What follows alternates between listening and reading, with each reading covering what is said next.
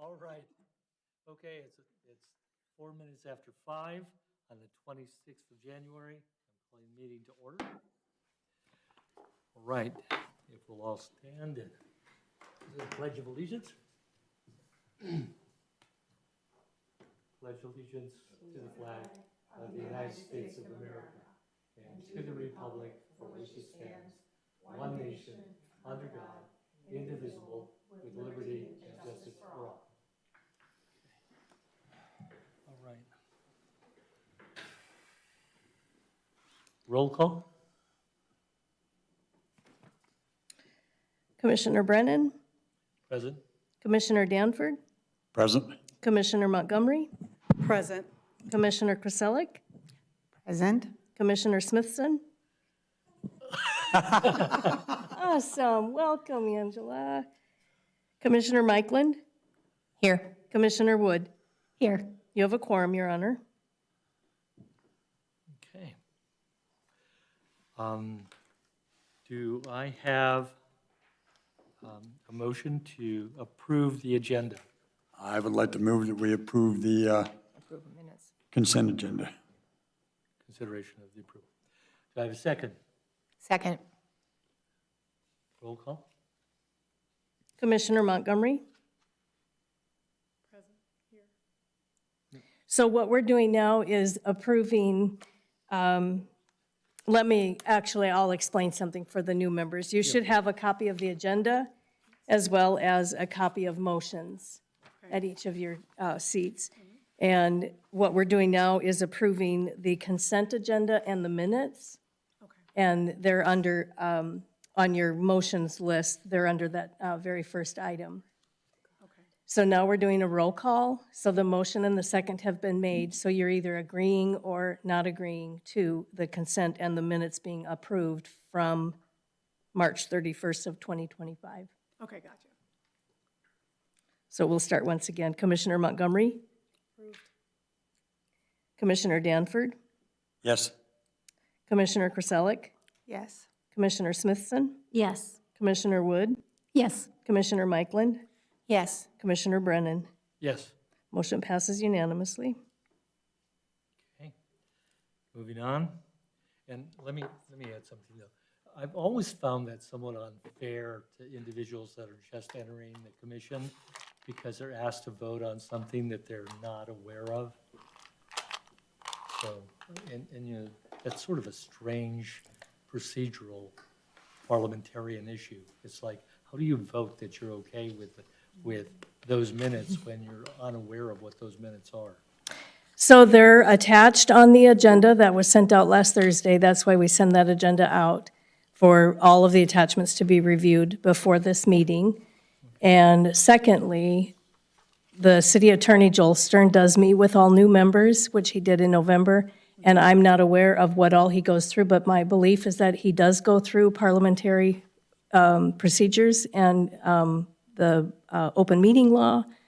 I don't know if that he specifically goes through step by step of a meeting, but maybe next year, that's good input. We can, like right after the meeting begins, I can give a little explanation of how things go. I think that would be good. Yeah, Yeah, thank you. you're welcome. That Thank would you. be really a better way to have it more functional and people would be more aware. All right, moving onward. Is there any old business? No old business, Your Honor. Okay, so that's old news. All right, Old news is old news. okay. New business. Introduction of the new commission members and city staff. So I'm going to try, and hopefully I don't ruin anybody's last name. Commissioner Montgomery, welcome to the commission. We're really glad that you bring your expertise to this forum. It will be very helpful, I promise. Thank you. Here's and if I blow it, please correct me, okay? Commissioner Kraselic? Kraselic. Very See? phonetic. Very Kraselic. phonetic. Okay. Thank you. Well, in kind, welcome to this commission. I think you'll find it a very interesting collaborative group. We have some fun and at the same time Things do get mildly contentious at times, but it's all pretty benign. So thank you for joining our group. Thank you for having me. Okay. Evie and Amy, et cetera, please, would you introduce yourself to the new commission? Yeah. I'm Evie McKinney. I'm your city clerk as well as the board liaison for the Health and Human Services Commission. Basically, I help the chair run the meeting, give explanations. I will have a report later that you'll see, would talk about the previous quarter funding. And if there's things that you want to have changed, or like Chair Brennan brought up, having a point of instruction for new members, that's my job, is to handle all of that. So if you have any questions, I'm always available. You can call, you know where I'm at, most of you, so. I'm Amy Greening. I'm the deputy city clerk, and I just assist Evie with everything. It's true. If you guys need anything, you can let me know as well. And they really are very remarkable. They make this work and have the initial burden of looking over all of the applications that we get. So they do the preliminary screening. Yeah. Yeah. And I do want to bring attention to Naomi Funk. She's the city clerk's admin assistant. So she has helped with a lot of this. She did a lot of the legwork for back in October when we were doing the applications for new members. And she doesn't know this yet, but she'll be doing a lot of legwork on the applications that we'll get by the end of this week. Thank you, Naomi. So run, Naomi, run. Anyway, okay, and now comes the time for truth. Okay. So we've accepted the agenda, and now for the selection of chair. Is there a motion to nominate the chairperson? So basically, what we're doing now for the new commissioners, and a reminder for the existing commissioners, is that the chair is asking for a motion to open the nominations for a new chair and vice chair. So first, we have to move that, yes, we want to open this item, and then second it, and then we'll come back and you each can say who you would like to nominate as the chair or the vice chair. I'd like to move that we open the nominations for chairperson. Second. Was that Commissioner Mikeland? Okay. Sorry, I wasn't looking up.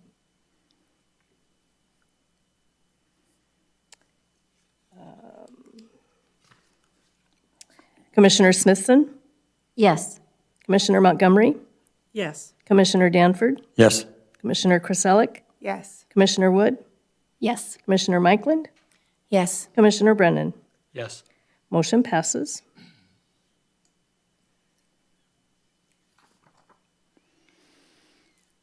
And now it gets opened up to any one of you can nominate who you would like to serve as your chair. Chairman, I'd like to nominate Jeff Danford for chairperson. I'll second that nomination. So we're not seconding yet.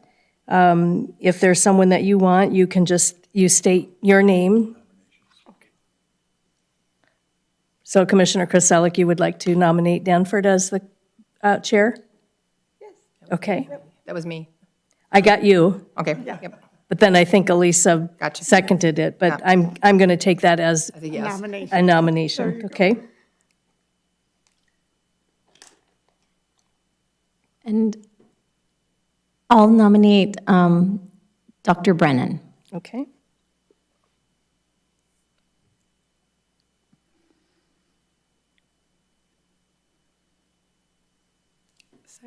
Second. So I'm going to take that one as you are nominating Chair Brennan as the chair, Correct. okay?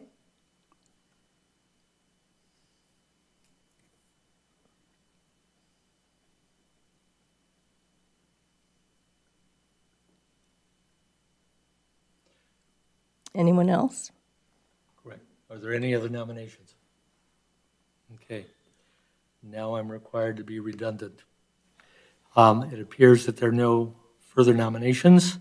I'll ask once, are there any further nominations for chair?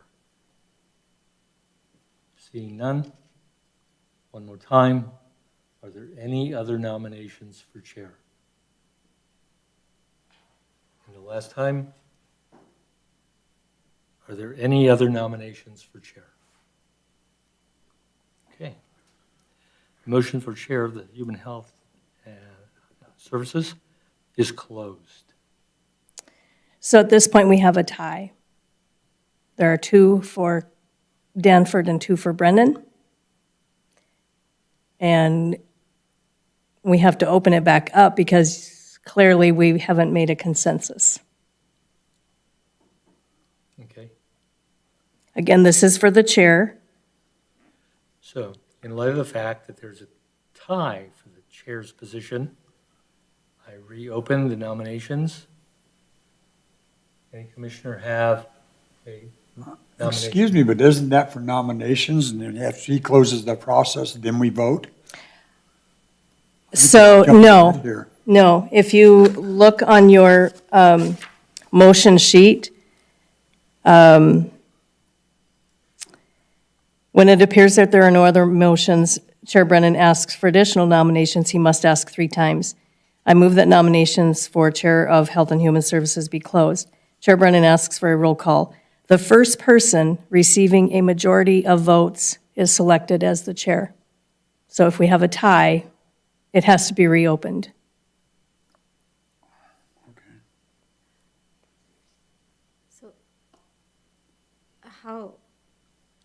So people who haven't voted need to vote? Well, we haven't voted yet. We've I only done the know, that's what I'm nominations. trying to. You're only nominating, right?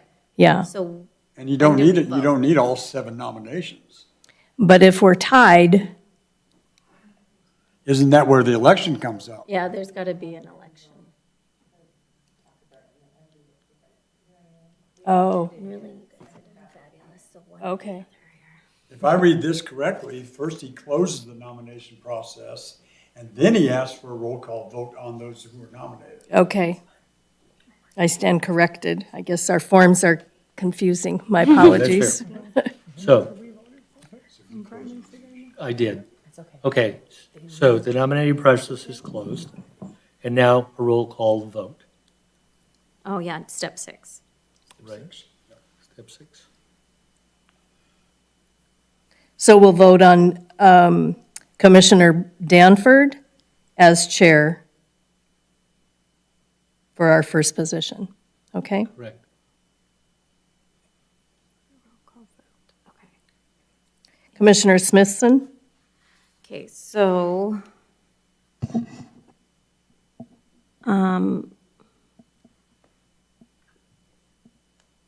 It would be yes or no, Angela. okay, no.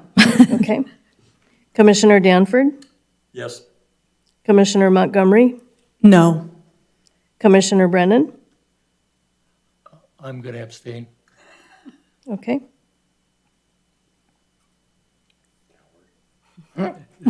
Commissioner Kraselic, Yes. Commissioner Mikeland, Yes. Commissioner Wood. No.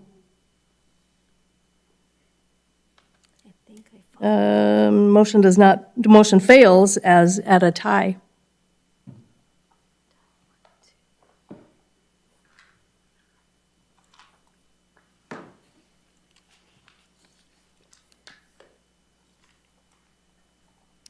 And now we will do the voting for Commissioner Brennan to serve as chair.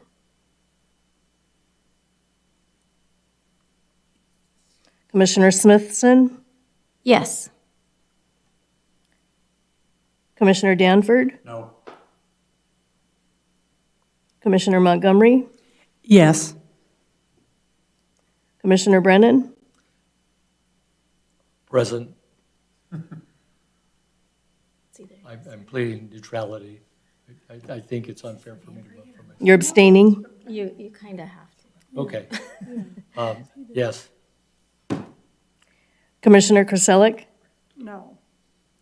Commissioner Mikeland, No. Commissioner Wood. Yes. Motion passes 4 to, I'm sorry, let's see. It's, 4 to 3.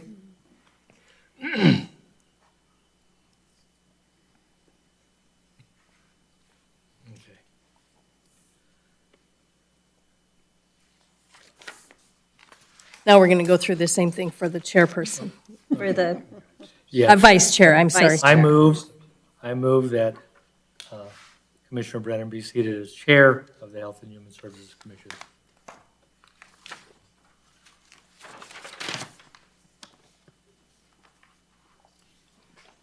Seconds. I second that. or, you move to be seated, so I Your second. second the motion. Okay. Yeah.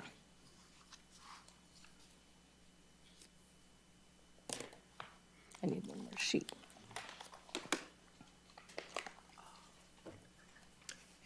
It says followed by a roll call vote.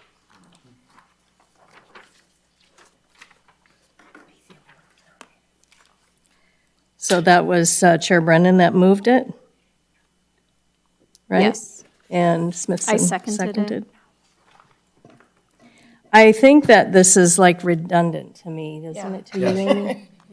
Because you already just determined that Brennan would be the commissioner, the chair. Right. Yeah, so we're not going to, we won't be doing another roll call on that one. Thank you. So now we're moving into a nomination for the vice chair. Right. Okay, we open the nomination for Vice President of Health and Human Services Commission. Is there a motion? I'd like to make a motion to put Commissioner Danford as the vice chair. Second. Not where we're at, though. We're actually on step 2. I move, yeah, we got to open the nominations.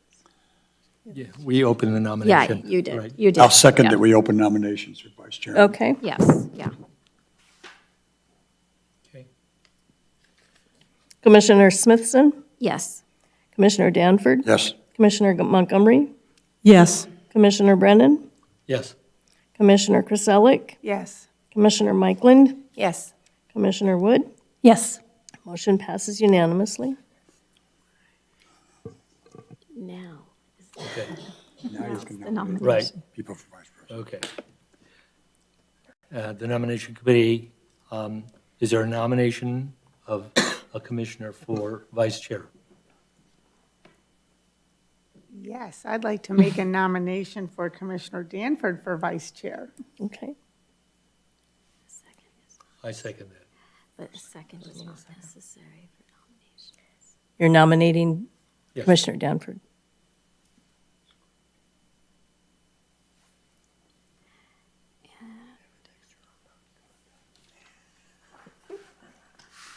We might be here. Okay. I'll give them up on Angel for next year. It appears, okay. Are there any other nominations for vice chair? I have to do that as well. 3 times. Yes. Are there still any other nominations for vice chair? Are there no other nominations for vice chair? Okay. It appears that there are no other nominations. As for additional nominations, I did that 3 times. The next step is nomination for vice chair of Health and Human Services Commission shall be closed. I'll second that. And now we're going to vote, we'll do a roll call on it, but I need someone to make a motion to open that and second it. Right? Right. I make a motion that the nominations for vice chairperson of Health and Human Services Commission be closed. I'll second that. Okay. Thank you. So just to clarify, everyone understands now that your yes means that Commissioner Danford will be the vice chair. Your no means that he will not. Commissioner Smithson, Yes. Commissioner Danford, Yes.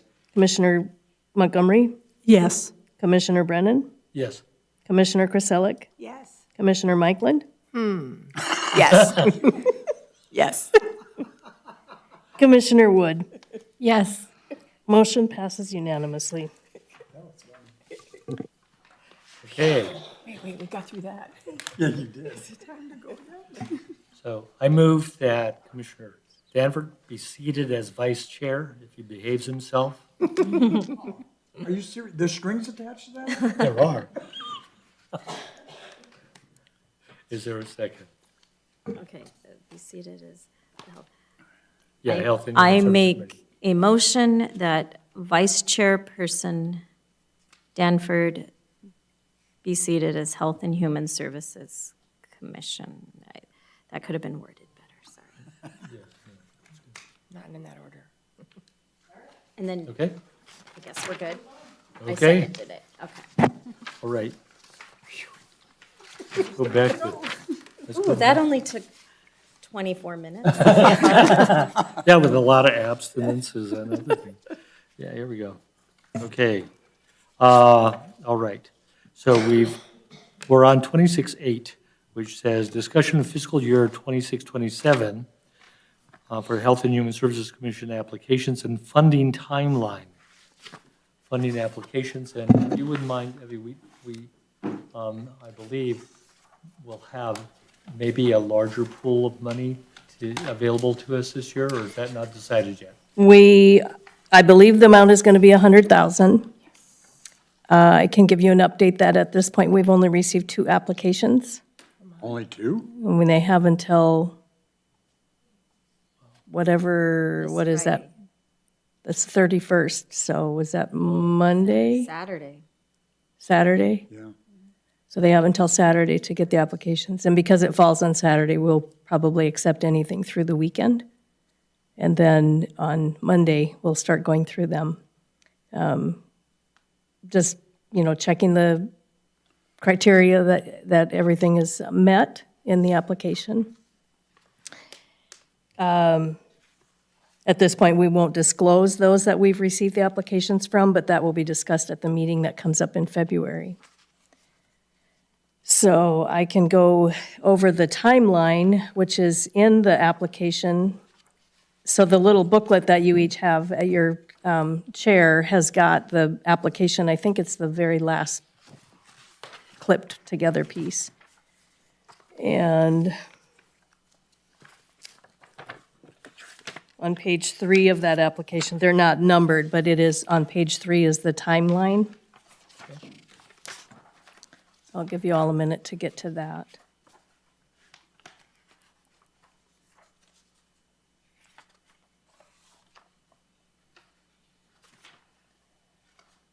Everybody there? Okay. So as you can see, the application due date is January 31st. The commission will review these applications at our next meeting on February 23rd. We typically meet twice in March, once to just kind of hash over things, and then at the next meeting, actually make your recommendation. You'll vote on who you each feel and the dollar amount that you feel would be sufficient for each of those organizations. And then in April, the chairperson does the recommendations on behalf of the board to the city council. And council has then about 6 to 8 weeks to hash things over and come back to the commission if they feel that funds should be distributed differently. And then they make their final decision when they approve the budget, which is officially the July 1st meeting. I don't know when that is, but I can't remember. And is now okay to ask something? Yeah. Okay, I don't want to do it. Yeah, out of because this order. is just open for discussion.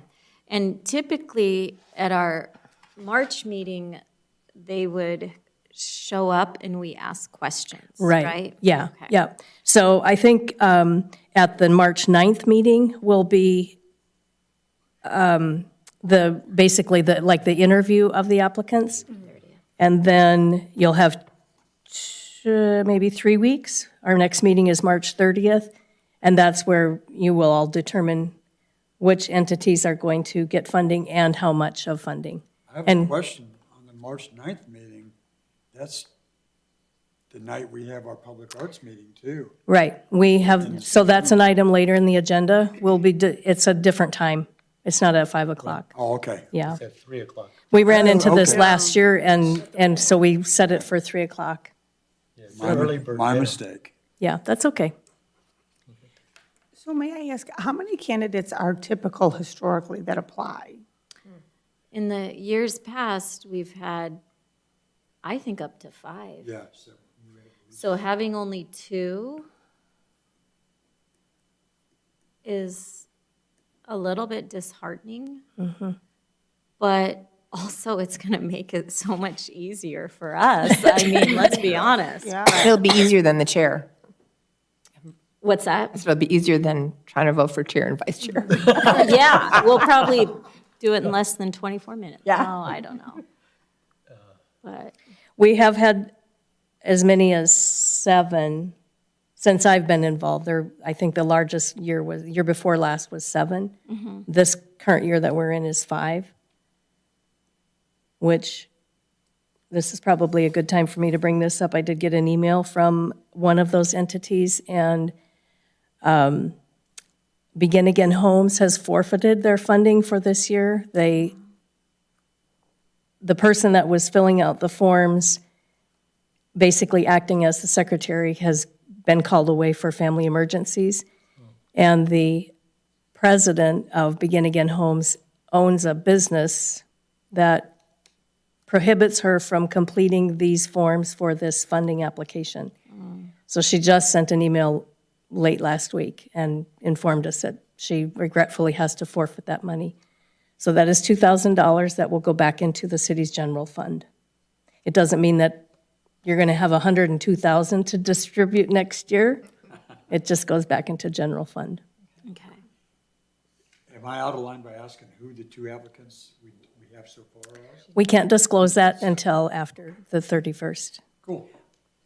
Are we able to go online and see what the criteria is for the applicant? I know it's a non-for-profit, obviously. Actually in here. We have it. So the application is in your folder, Yeah, it's in the folder.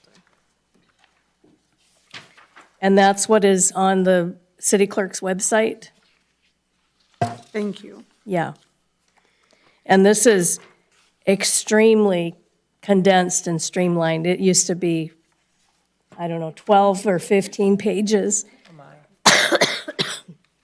And so we got great feedback last year. That was the first year that we had this shorter version, and it's so much easier for us to get through as well.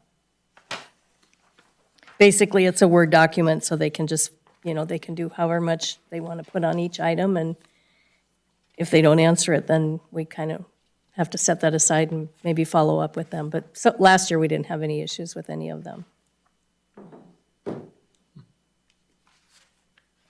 Did any of the individuals that did not reapply not comply with the quarterly reports? Okay.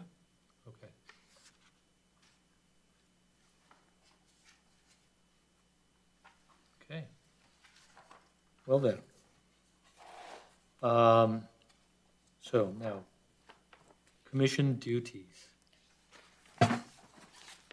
So again, in your little binder that you have there, I don't know where it's located, but there is a sheet titled Apache Junction City Code Health and Human Services Commission Duties. Second page. Yeah, page 2. Second page, okay. And I'll just read through this really quick. Oh, there you go. The commission duties are to conduct public hearings to determine the needs of city residents with regard to public health provision of human services and care of the elderly and disabled, enhance the development of the public health through public forums, seminars, and work with other agencies, review requests submitted by health and human service providers, the nonprofit agencies for city funding, and to make recommendations to the council regarding that funding, assist in the development of healthcare facilities, and make recommendations to the council regarding elderly healthcare and emergency transportation programs. This was the code that was written, I want to say it was in 1982. Yeah. I think that's when the commissions And then, started. on the bottom, it says passed 12/7/2021. There was a change, and that was to do with it had to do with the amount of members on the commission. I believe it used to be a 5-member commission, and we decided that a 7-member board was more efficient.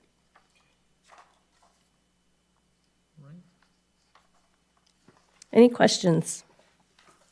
We did talk in the past, but I know it is an undertaking that maybe is not ready for this year, but we did talk in the past of maybe updating some of the, I say the past, within the past 2 years, updating some of the duties. But once again, that's going to take quite a bit. And in the 80s, well, things have changed since the 80s, so something to maybe think about. But there used to be a provision, I believe, in which there was a solicitation of the community about what they believed the community needs are. And I don't know that we've queried in that fashion. We've not made a public query of what the citizenry believes are needs that the Health and Human Services Commission may provide. Now, that's predicated obviously on the idea that they have an understanding of what the scope of this commission can do.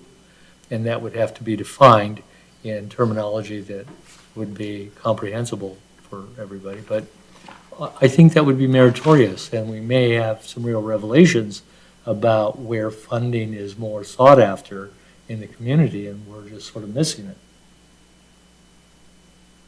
Because I remember looking at it going, gosh, I wish there was more focused on youth or, some stuff there too as the community grows, but something to think about. And there are even some areas where we really have little or no control, if you will. I've voiced my concern about academics, and I understand that some people think I'm just an elitist medical doctor, and that's all I think about is universities, but not at all. I'm concerned that Apache Junction High School has a graduation rate of 83%. And sadly, the larger number of people that drop out are males versus females. They're not trying to be overly looking at gender as an issue per se, but that's a fact. That's all I'm trying to point out. And I don't know what's been done to try and recruit alternatives that are quite viable and can really give someone a very sound foundation in a career, such as being an electrician, being a plumber, etc., and the utilization of East Valley Tech EVIT. And that's never been answered. We've asked one agency how many people graduate from their program, how many are seniors, and that's dwindled down to 1 last year. And you're right. We don't have a real emphasis on education per se and looking at progress with that. And it's sadly demonstrative in the graduation rate of the local high school. And I see where you're trying to link, or where you are linking. I remember back to, because we did have a nice presentation, and we may not have it this year, from the Boys and Girls Club. And I think we did allocate some funding for them because there is a big link between the education that's, out there and health and human services in the community, so. But it might be more than we can take on in our little commission, but something to think about. Or even the scope of the commission. One of the things as a physician I'm concerned about is that by happenstance, the statistics are somewhat daunting. We have 7 million people in the state of Arizona. Of those 7 million, 2 million people had been eligible for access and or for the ACA. And those that group with those two entities are now less likely to receive those benefits than they were in the prior year. And I don't know how many people in this community, because one of the other things that has to be emphasized, and we weren't exactly doing this as well, but last year I really made it a point. The council makes it pertinent that the funding has to be used for the betterment of citizens of Apache Junction. AJ only. Yeah. AJ only. Absolutely. And I think that's fair. I mean, I do. The one area that we got into some gray area, though, was in the issue of individuals that had been abused in a relationship. Because it's common in those sorts of situations to try and geographically distance them.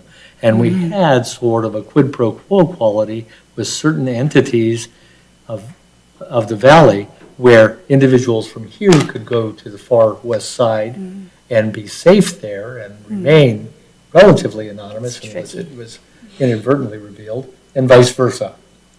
And that became a really interesting debate issue because it wasn't as clean as saying that absolutely individuals from Apache Junction got the funding. But in a way it was, but there was no way to do some accounting that said that it really was an exact equivalent. And I don't know that you can necessarily expect that, you know? It's just, there's no way to know how many people are going to be abused, and I suspect there's more than what we really know about.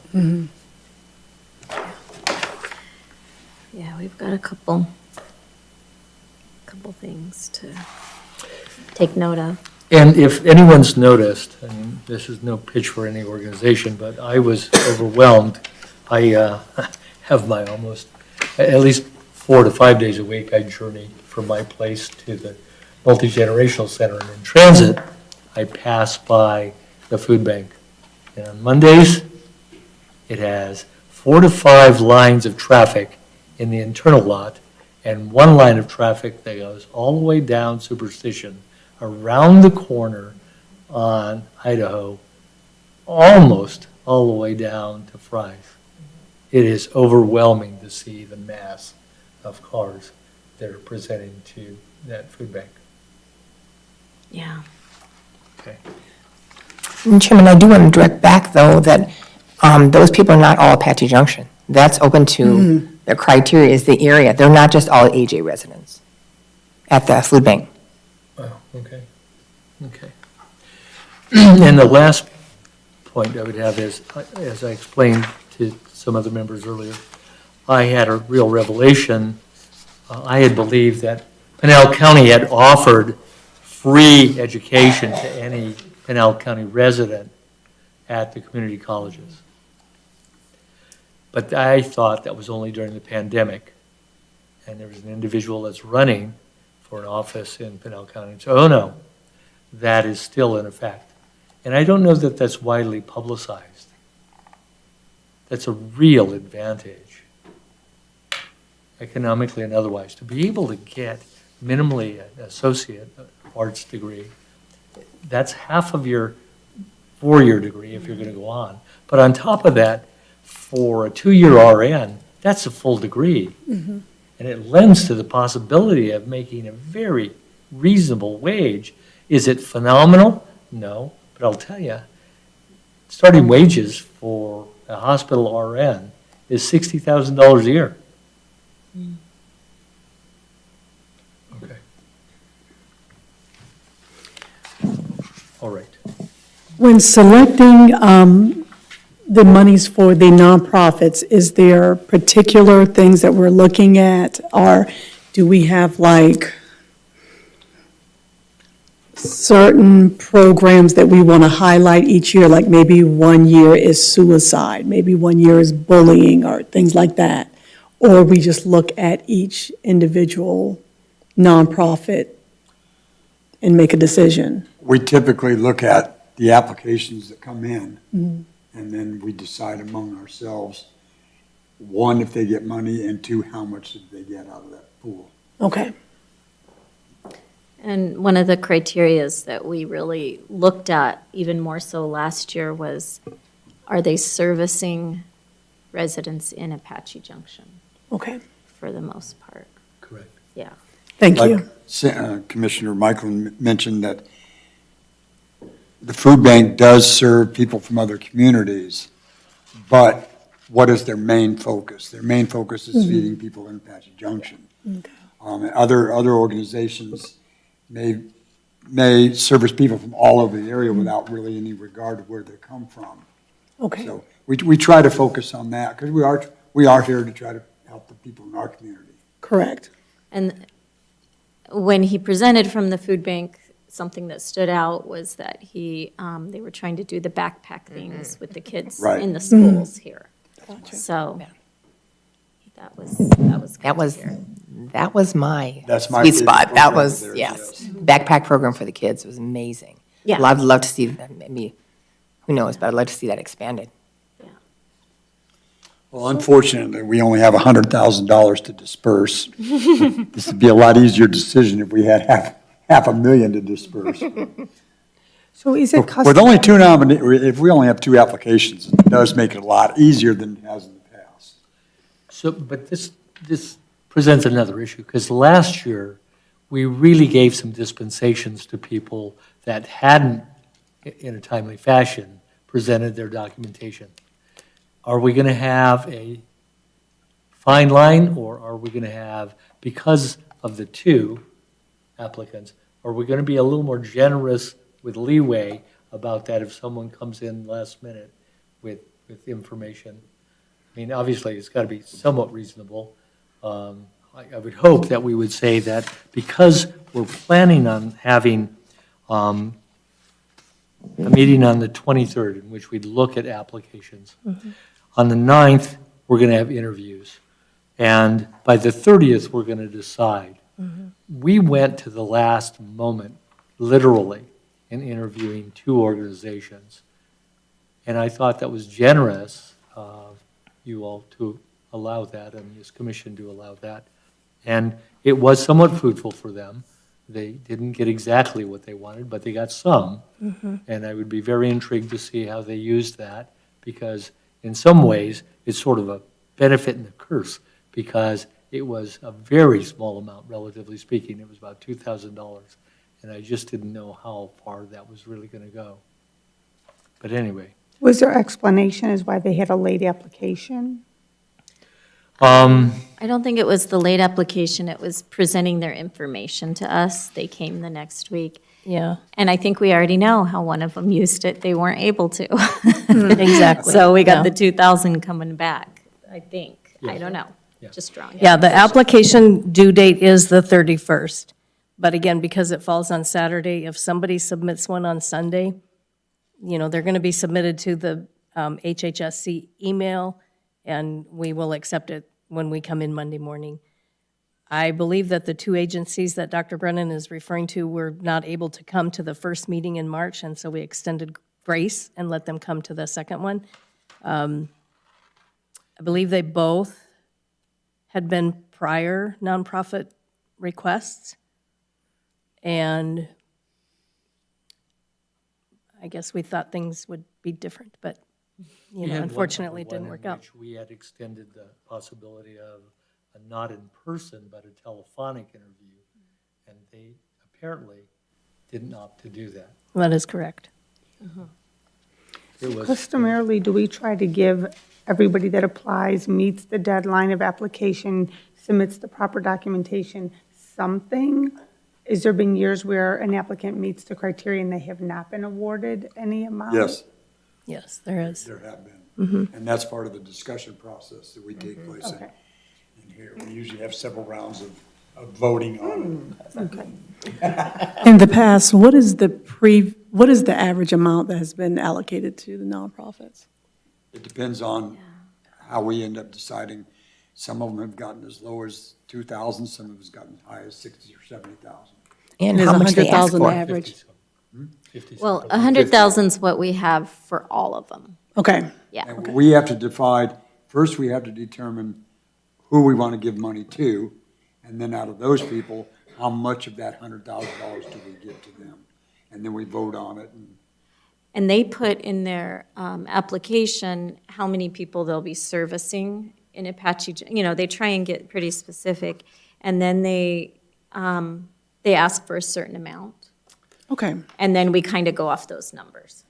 And in some instances, what we found was there was a program where they had very admirable aspirations, but what they did was they allocated almost all of their resources towards one individual. And that Yeah. didn't seem to be really Like a very guest speaker or something. effective. I mean, and we had, the other problem I had was, well, once you did that pay off? In other words, did that help Bring in the services and the help that provide you were for looking some greater continuation of this individual going on and being okay? Because, if it ends, then we ought to, it isn't to be cruel. I really want to punctuate that point. It's to see how you can more effectively utilize resources to a point that it has some benefit for the individual. It is very interesting when we look at one's life. There is a philosopher who said, one does not live to survive, one lives with purpose. And I think that's what this is about, is having some purpose that goes on.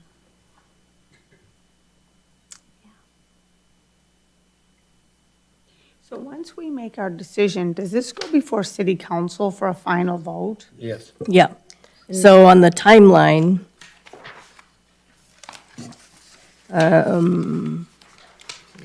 Maybe you should say. so you'll meet twice in March. The first meeting in March will be to interview the applicants, and the second meeting in March is when you all vote on how much funding goes to each nonprofit. And then the second work session in April is when the chairperson brings the recommendations to mayor and city council. It's at a work session, not a regular city council meeting. Then council has about 6 weeks to discuss it amongst themselves, and if they want to see some changes, they will come back to the commission, and that would be my place then, is to call another meeting and explain to you what they would like to see. But let me add, the commission has lent to the idea that they might modify the recommendations. And I've been on this commission, this is my 5th year. And there was one in which it really looked like that's what was going to be the end result. It didn't materialize. They did take what it is that we did and implemented that. Now, does that mean it's sort of like the line about investing? The past doesn't always determine the future. We are an advisory board, and it's our job to advise the council on our recommendations, and then they will decide. So they can overrule our recommendations. They rarely do. But they can decide, well, no, let's give this much to this person and that. Yeah. And that is their purview. Because we are not a regulatory board, we are just an advisory board. Is it our responsibility to distribute all the money, or does it ever roll over? We've always done all. We've always made our recommendations for the entire amount. Okay. And where does this money come from? It's part of our general fund, Okay. yeah. And allocated specifically for health and human services. Correct. Right. And your question is pertinent, but when you think about the sums, they really aren't that phenomenal. I mean, we've had a progression, which is really beneficial, but it started out at 80. Yeah. It got into a maybe 90, and then 90, and now potentially 100. Which is And nice. that for this community that's growing and a homeless population that's been estimated at about 100+ people now, that's really limited resources to cover that broad a spectrum. So long as the proper organizations are getting their application in. Yeah. Meaning you're talking 5 to 7 in the past, which very simple math is 20 grand apiece or less. Now we have 2 applicants, which bumps them up to 50,000 if we were to split it right up the middle. And so to your point, we want to make sure the right organizations have applied and reached out that are benefiting the homeless and those, what other categories there are. So I agree with what you're saying. So I'll give you an example. One of the issues that I had as a physician was the mortality rate related to our summer heat. Okay? And with 100 people plus as homeless, obviously, we're gonna have a percentage of those people that have that. And I'm gonna tell you that as I searched through data that might be available, the data was not there from Pinell County, and I haven't ever seen any data from Apache Junction on heat mortality. Have you, Evie? Ever? I don't know that the city tracks that. The Apache Junction Homeless Coalition does a great job with that in collaboration with Pinell County. Okay. But at any rate, the issues are there cooling centers? And there was an organization that said, yes, we have a cooling center. And when I queried, well, how many people do you accommodate? 6. Now, let me be clear, even at that, 6 is better than none. But by and large, cooling centers were really not that frequently open. They're not open on Yeah. weekends. They're not open on nights. They're not open on holidays. And many of them were only open 1 day a week. Yeah, I know. That's your day So, to cool off. that almost becomes sort of, if you will, tokenism, but doesn't have a benefit to what the problem is. Right. So it was nice to be able to converse with those that are presenting, because initially it sounds, oh, that sounds great, but we also have to be careful with the monies and what we recommend. So see, now you see some of the conundrums where it sounds like it would really be a good investment to put funds into that. But when you saw the payoff, there was another one that might be a lot better. The other thing that we had on occasion, to just bring some sort of focus as well, is that we had an organization that actually what they wanted were structural issues on buildings. Now, I'll grant you with time, that's right, but the thrust of the funding is, does it have a more immediate consequence? Is it implementable more immediately and has significant impact? And to build something takes time. To have that then be a benefit takes time, et cetera. Could you say, well, but that's still a good investment? Well, probably, but not with the limited resources we have. Yeah. One of the challenges we have is to determine the biggest bang for the buck for our area. That And- makes sense. And the immediacy is part of that. Is the money we give them going to come into play in 6 months or a year, or is it going to come into play immediately? Right. And when do they get the money, speaking of that? July 1st? So it starts on July 1st in the next fiscal year, and they are dispersed funding on a quarterly basis.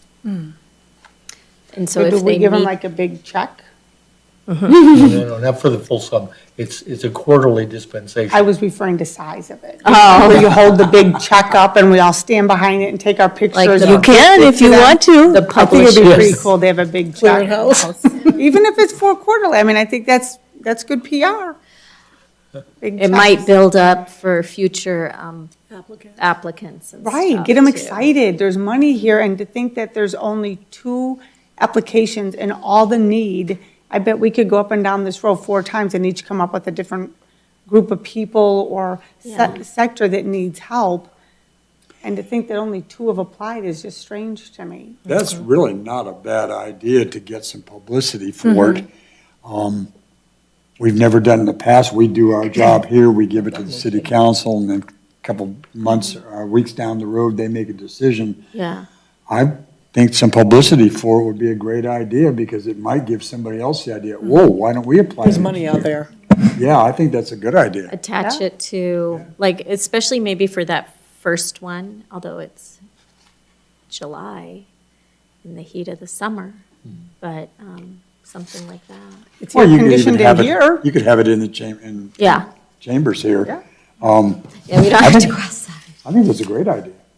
It is. I don't want to, like, belabor a question I've already asked, but, so, when I look at, like, the Apache Junction, like, 10-year plan, and I know that there's a lot of things that are going on, and a lot of things that we want to accomplish in our city, and things like libraries, certain structures and programs and things that we want in that 10-year plan. I'm just curious as to how this is seen to the public, like, oh, we have this, but these are some of the things we feel are needs in our area. That's kind of where I'm going at, because a lot of times you have a lot of these organizations that have programs, and I think that they just say, okay, maybe we can get some money from Apache Junction because we actually serve some of our clients are in this area. But I'm wondering if there is a strategic way of getting some of our needs met within this community a little bit more structurally, because we only got 2 applications for $100,000. I wonder if people know what our needs are. What I was kind of thinking about is I know I've seen on the social media pages for the city where they advertise to put in your application. But I like the idea of not only talking about, the organizations we've granted to, but it would be nice to see maybe like if we could do updates throughout the year of how these organizations are using their funding. And maybe that could drive some feedback to us of how that has been helpful or maybe not helpful. Even ones that have gotten it in the past. Like, I could see Eric put on a big show down there with the backpacks and everything else. Yeah, the that's nice Superstition to Food Bank. publicize. Yeah, like, we put in for this. He gets monies from a lot of different places, but it would pump it up a little. Yeah. We want some razzmatazz when it comes to this. You Well, know, I know when I tell people that I sit on the Health and Human Services Commission, their response is the same one I had when I was appointed to it. What is it? And I don't think that, you're right, we don't publicize enough that we have this commission and what we do to what to it. do with it. Exactly. Yeah. Because you can hire somebody, you can hire a consultant, like, suppose you have bullying in one school. You can kind of hire somebody to go out and talk to the schools and put on programs and take kids aside. I mean, that's just one example. Even like with the school, we got people who have a lower graduation rate. They can hire consultants to come out there and work with this, and we can have people present to the community. Say, this is what we're doing. These are things that are important to our area. But I just feel like it's almost like a silo. Yeah. Like, we gotta put some dog and pony kind of into it. No, I agree. There has to be some awareness. Right. And if you don't know, it was like my issue with the subsidized education for 2 years. Right. I was oblivious to that. Look at a 19-year-old. And that's a great benefit. to Yeah. the public. And they've redone the college there. It looks fabulous. It looks great. Just needs that we have. I think it would be nice to, even like when we do it again, just kind of say, just throughout the year, like, these are some things that are needed, or these are some things that did well in Apache Junction. These are some things that the community is talking about, even kind of doing like a survey or, Yeah, back to the something. query the public. Right, Yeah. right. I like that. All right. Well, moving on. So, an update on previous funding nonprofits? Or 3, 4? So did everyone look at those attachments? Yes. So you're familiar with the updates? Because I don't necessarily want to take the time to go through,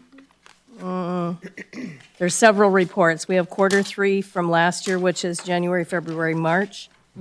Quarter 4, which is April, May, and June, and then first quarter of this new year. Okay. So basically, the first 2, quarter 3 and quarter 4, are for different nonprofits than what is necessarily in the quarter 1 fiscal year 25-26. Okay. Right, because it starts in. The new year third started quarter. July, right, Yeah. yeah, Okay. yeah, That's exactly. great. All right. So rather than go through each individual one, I would rather just open the floor for questions on, if there was anything that you saw or you didn't see on any of those reports. I know Commissioner Mikeland had expressed some concern about the backpack program, and that was covered I want to say it was in Q3 for this Superstition Food Bank, but I'm not for certain. I did see that. What I wondered, though, excuse me, is when Eric was here and presented it, he was talking about 2 additional schools, and I don't believe we added any additional schools. Those are the same schools he already did. So I was a little concerned that, I mean, it wasn't a hard line, but it was definitely, he alluded to the fact that there was going to be 2 additional schools if they got the extra funding. And I believe those were the same schools that he had previously been doing the backpack program with. So I don't think there was an addition.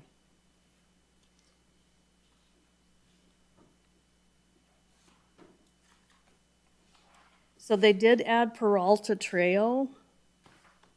I don't think that was on his first Okay. 2 reports.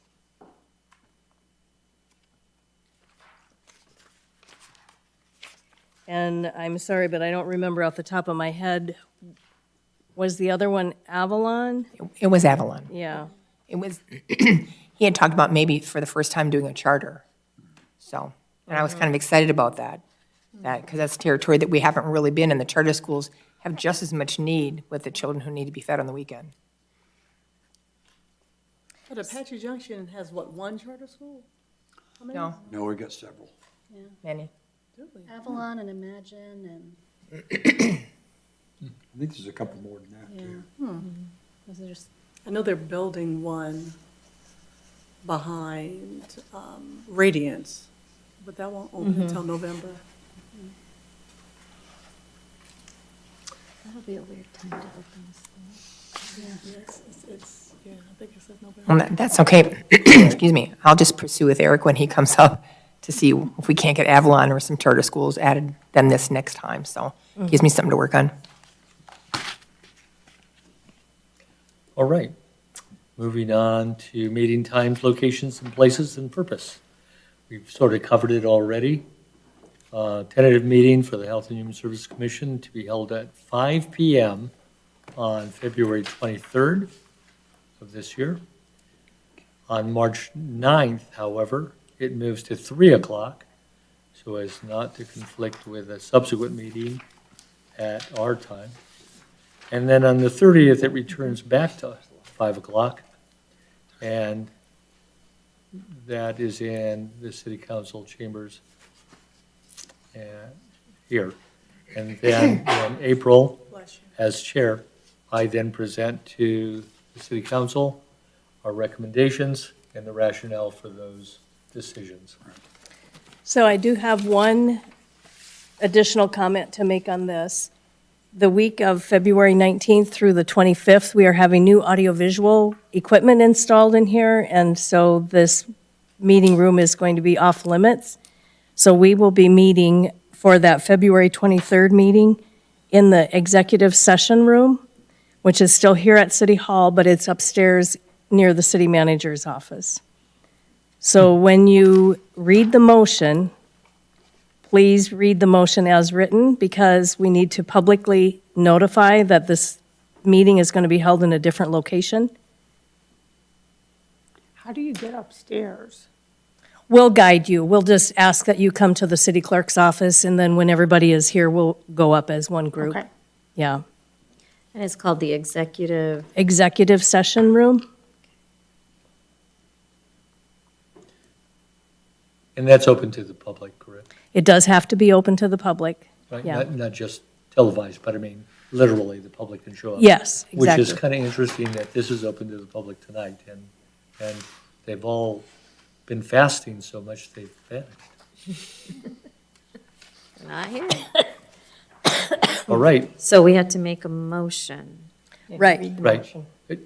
So is there a motion to accept the dates, times, and location and purpose of the meetings, with the addendum being that the meeting on February 23rd is in the executive conference Session. Executive Executive session. session. Executive session room. section room, okay, executive section room on the upper level. Otherwise, the meetings on the 9th of March at 3 p.m. are in this facility, as well as the 30th of March at 5 p.m. Do I have a motion to accept that venue change? I'll make a motion. Okay, Do I have to say that whole thing again? No, we need a second. Second. Second. So Commissioner Michelin, would you read that motion, please? The long one? It should be on the very last page of Yep. your motions section. I move that the Health and Human Services Commission meeting be held as follows. Monday, February 23rd, 2026, at 5 PM in the Executive Session Room located at 300 East Superstition Boulevard, Apache Junction, Arizona. Monday, March 9th, 2026, at 3 PM. And Monday, March 30th, 2026, at 5 PM in the City Council chambers located at 300 East Superstition Boulevard, Apache Junction, Arizona. Roll call. roll call. Commissioner Montgomery, Present. this would be an aye or a nay. Yes. Commissioner Danford, Yes. Commissioner Krasilik, Yes. Commissioner Smithson, Yes. Commissioner Wood, Yes. Commissioner Michelin, Yes. and Chair Brennan. Yes, Motion passes unanimously. okay. In light of that, at 6:10 PM on the 26th of January, the meeting comes to a close.